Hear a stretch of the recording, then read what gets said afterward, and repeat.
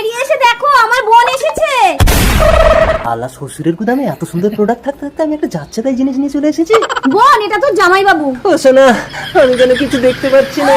তুমি কিছু দেখতে পাচ্ছ না? তোমার দৃষ্টিশক্তি চলে গেছে। আমাকে দেখতে পাচ্ছ? হ্যাঁ, এই তো তোমাকে ধরেছি। তুমি কিছু দেখতেই পাচ্ছ না।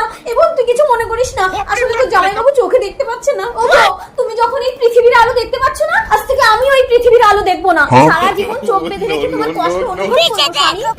জামাই বাবু, দিদি মনে হয় আমি অপয়া, আজ থেকে তোর সব কাজ আমিই করে দেব। আরে শালি, তোমার দিদির কাজ সব ঘরের ভেতরে। কই গো, কই গেলে? আর 6 মাস হয়ে গেল তোমাকে আমি হাতে নাগালেই পাচ্ছি না। এই বোন, একটু দেখ না রে, তুই অন্য জামাইবাবুটা কোন দিকে গেল? এই বোন, তুই পেট এত ফোলা কেন রে? আমি কি জানি, জামাই বাবু তো বেলুনে হাওয়া দিয়েছে।